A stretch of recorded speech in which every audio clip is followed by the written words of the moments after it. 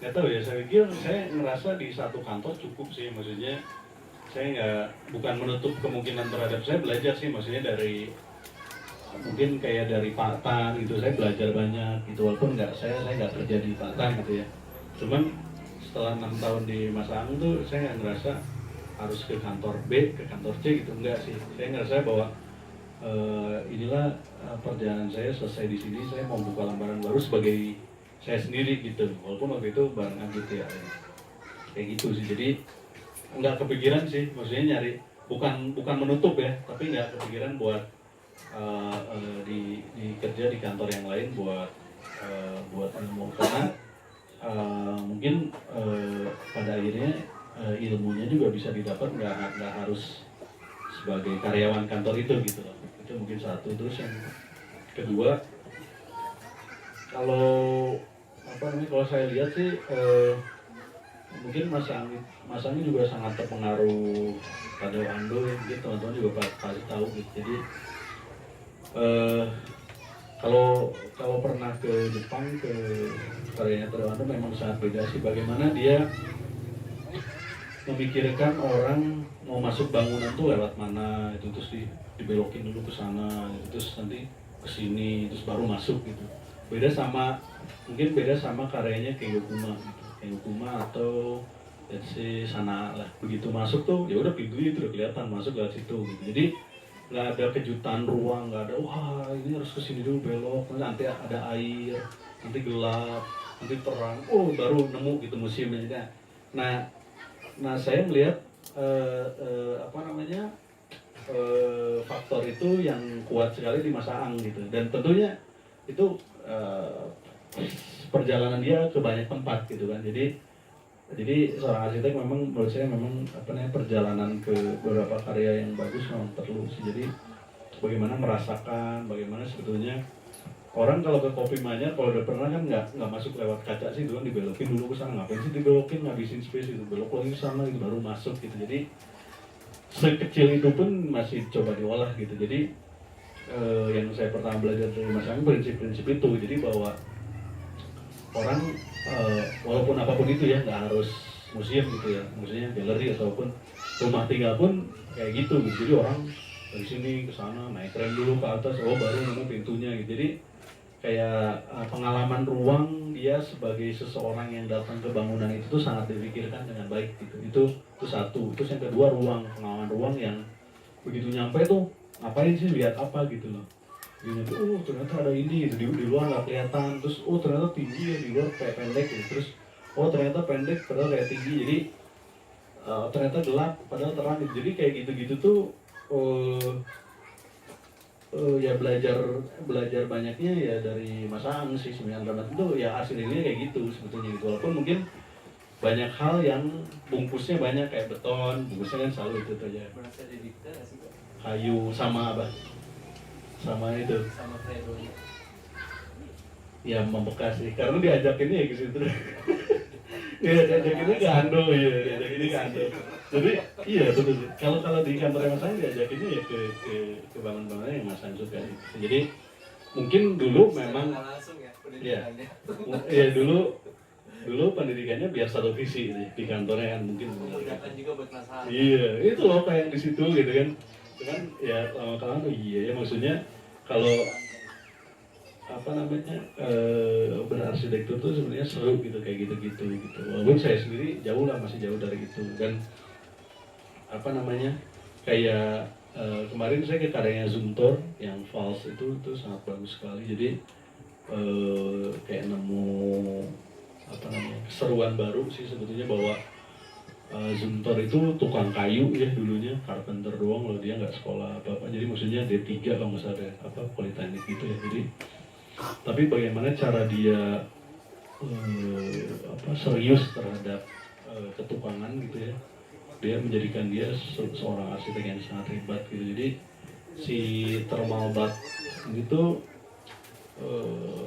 bangunannya sangat biasa, kotak gitu. Jadi saya ingin belajar ini juga sih. Jadi bagaimana kadang kan arsitek muda sekarang kayak extravaganza gitu, bangunnya oh itu apa, terus ternyata orangnya ya gini doang gitu, keluar masuk ya gini doang udah keluar gitu. Nah itu saya ngelihat Zoom tuh nggak gitu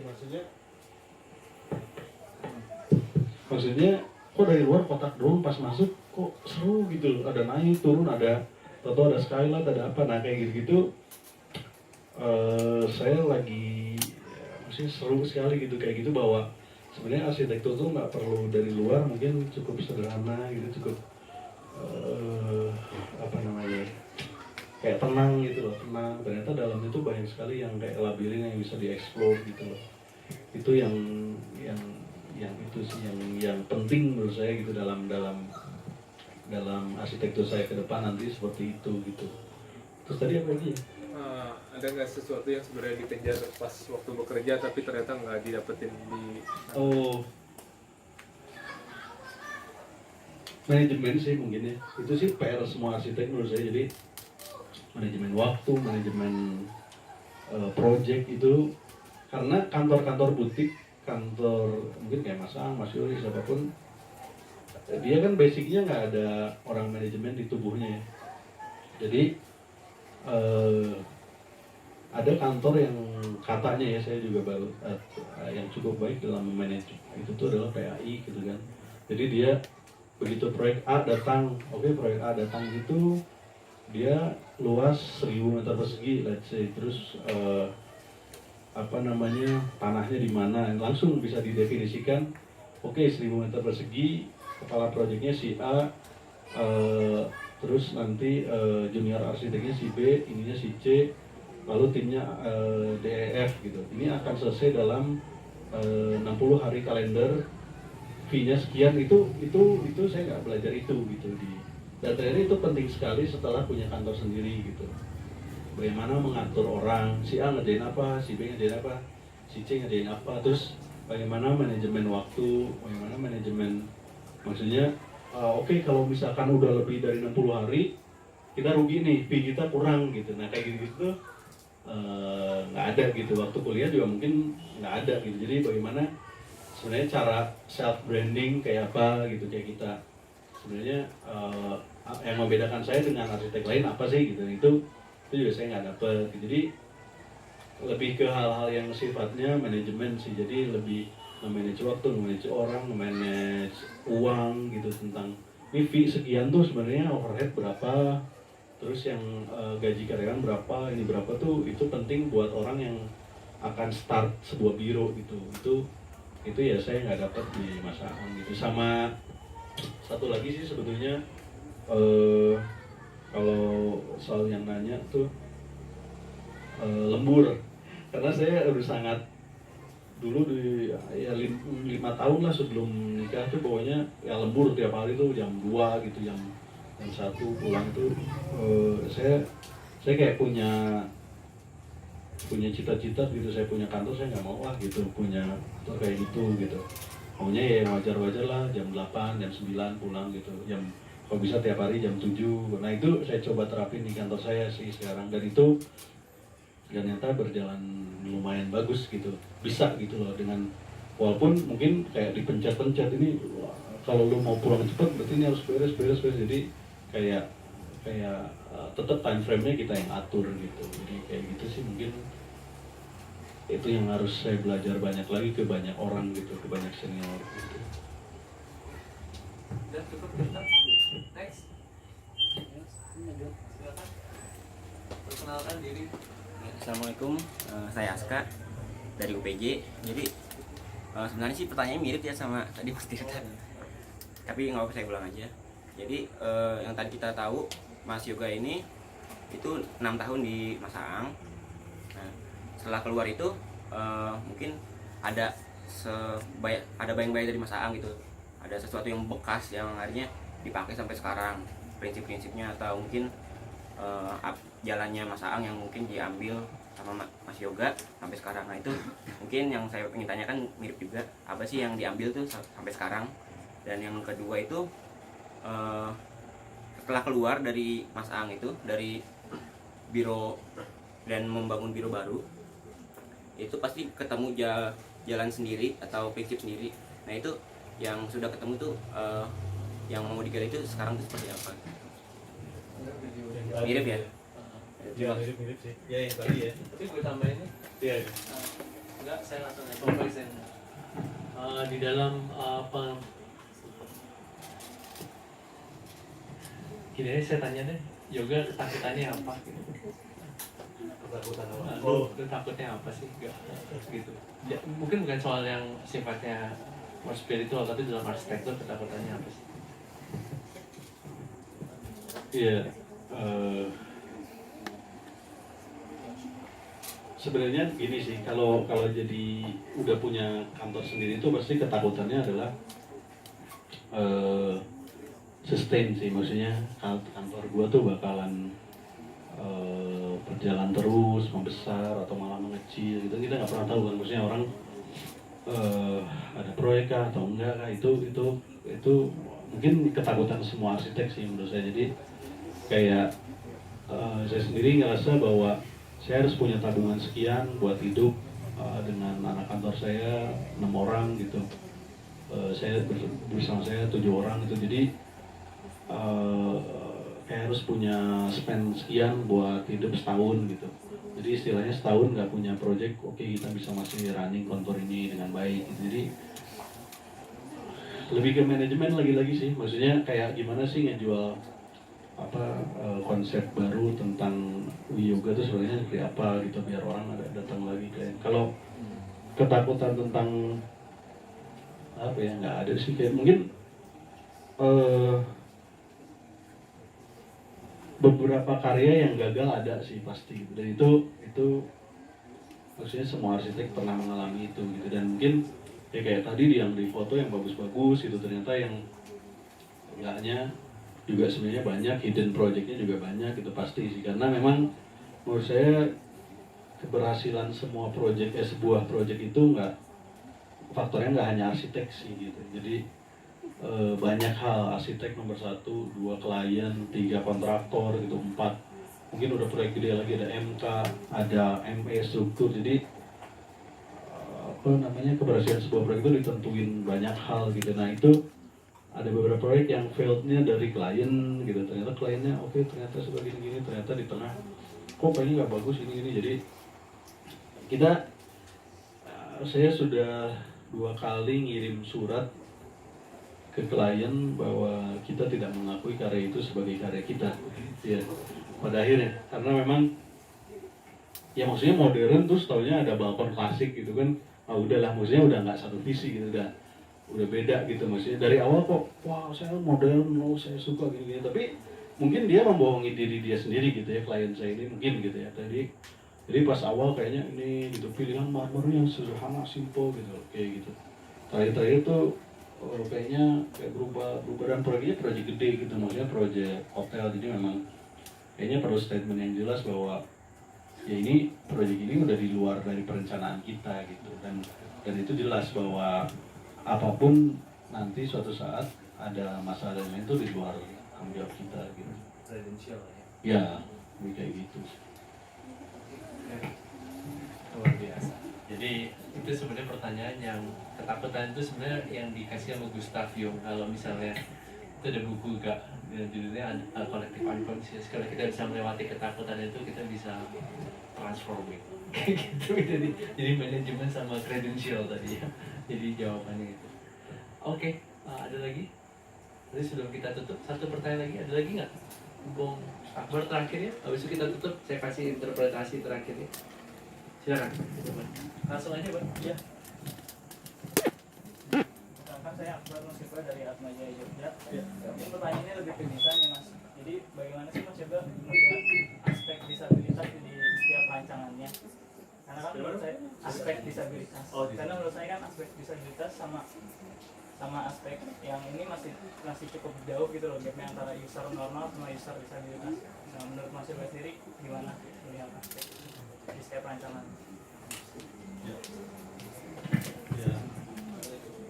Ya, PR kita bersama ya, maksudnya ya mostly project saya rumah tinggal, jadi memang sebenarnya agak susah sih. PR disabilitas itu sebenarnya rumah-rumah proyek-proyek publik yang memang kecenderungan kita terhadap teman-teman yang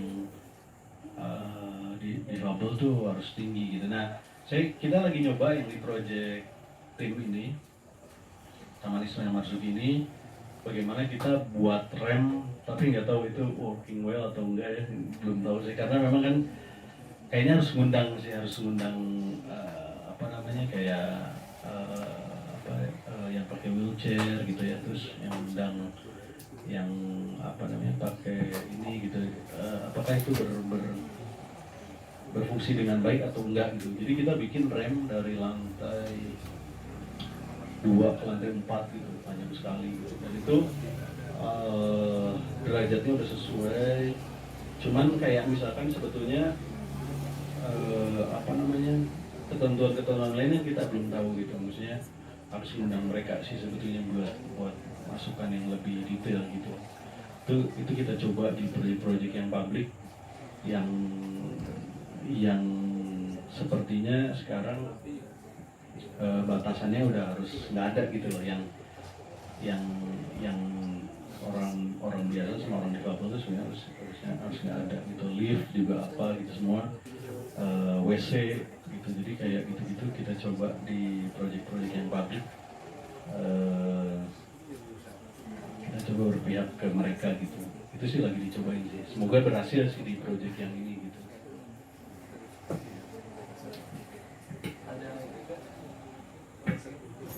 Closing ada yang saya sebenarnya tiap jadi apa speaker gitu ya, pembicara diundang, saya selalu menghargai teman-teman yang mau datang gitu ya. Buat saya langkah teman-teman sini datang ke Oma ini kayak udah di track yang benar gitu, bahwa ada yang lain mungkin yang milih nonton Avengers kali lebih seru, atau yang mungkin tiduran di rumah santai gitu nonton Netflix atau apa. Jadi kayak maksudnya Indonesia tuh sekarang negara kita tuh negara gede gitu ya, kita butuhin dan proyeknya tuh nggak akan habis-habis. Insya Allah banyak sekali proyek yang memang mungkin generasi kalian nanti akan meneruskan generasi saya sama Rich gitu ya. Nah, dengan kalian datang ke acara-acara gini tuh sebetulnya udah di path yang bener gitu buat ngejalanin arsitektur seperti apa gitu. Jadi belajar nggak hanya harus dari kampus gitu ya, kampus udah textbook sudah pasti gitu ya, udah sesuai, tapi mendengar dan mencari ilmu dari hal-hal yang lain menurut saya penting gitu. Seperti halnya yang saya tadi bilang, walaupun di zaman saya kan nggak ada acara-acara kayak gini, jadi caranya saya lebih beda gitu dulu ke proyek dan lain-lain. Tapi itu cara saya membuktikan bahwa saya sebegitu besarnya keinginan saya belajar arsitektur Indonesia gitu. Dan itu mungkin ya bungkusnya modern sih mungkin gitu, kemasannya modern karena kita hidup di zaman ini gitu. Cuman bagaimana kita memahami akar iklim dan budaya kita dengan benar, pelan-pelan lah, maksudnya bahwa kita tuh bisa bangkit gitu, bangsa kita bisa bangkit buat bahwa banyak arsitek-arsitek nanti, mungkin talent-talent arsitek baru yang bisa nerusin generasi selanjutnya gitu. Itu sih mungkin dari saya. Jadi semangatnya udah bener, udah sangat baik, belajar terus. Mungkin dari saya dapatnya kayak gini gitu, mungkin dari pembicara yang lain dapatnya kayak apa, jadi terus melengkapi gitu. Itu jadi kayak satu jilid buku yang kayaknya jadi lengkap gitu buat teman-teman nanti kalau misalkan mau buka kantor sendiri atau apa tuh, kayaknya panduannya udah lengkap gitu, udah enak gitu. Zaman saya nggak ada kayak gini-gini, jadi sangat beruntung sekali gitu. Itu aja sih Pak. Iya Jong dulu. Iya paling sama Ami mungkin ada interpretasinya. Ya pada dasarnya setiap orang tuh perlu apa ya,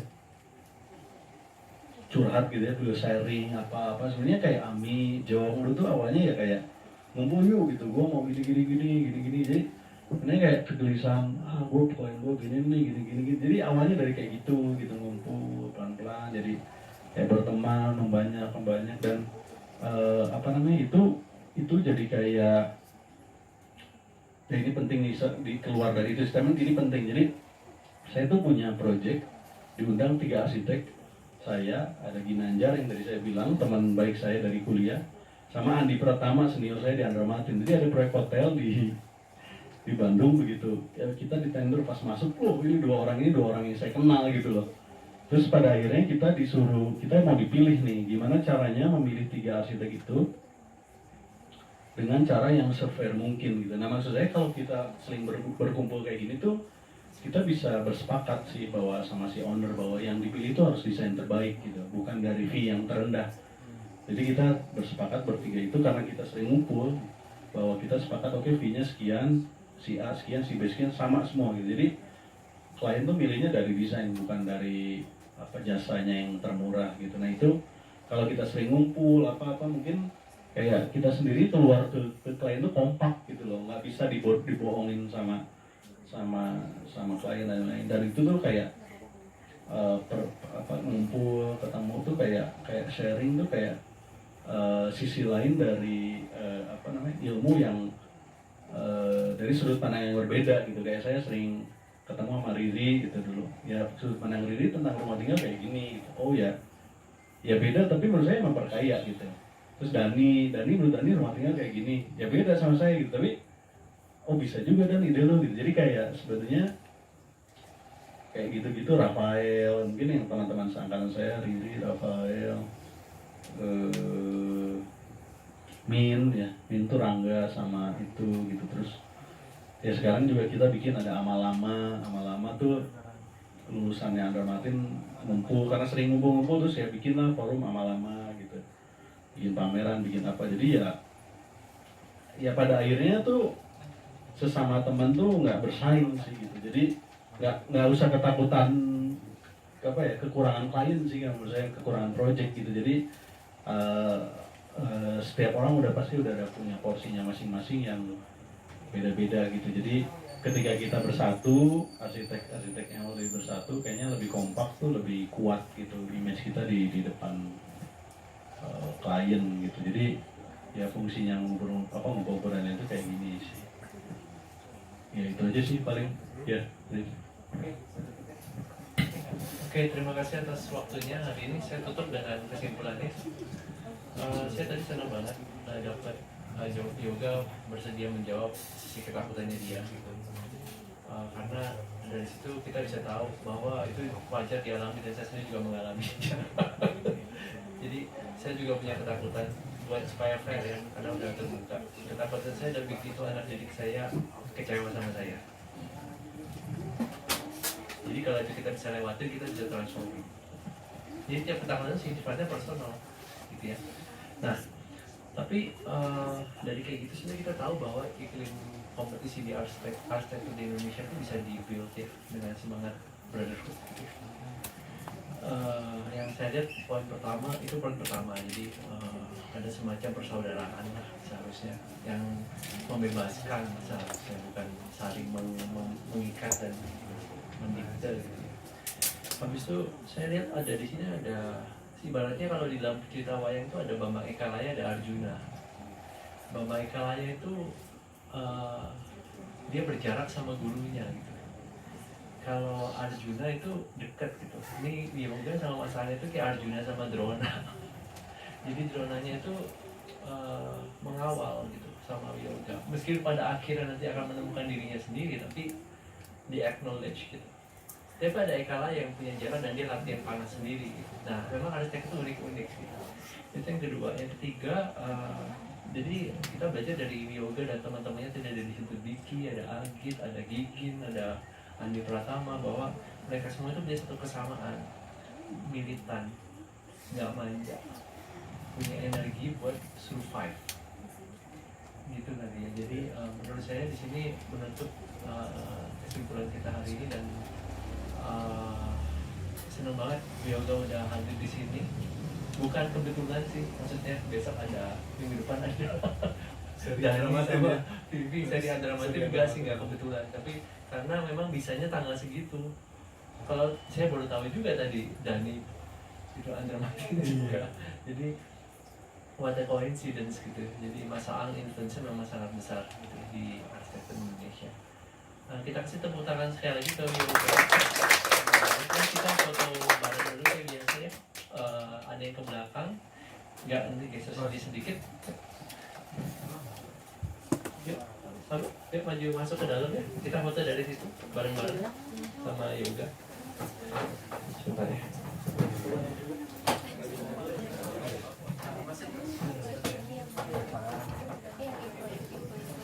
Yuk maju. Kita pakai bibir dan sama lainnya. Ya. Mbak di belakang.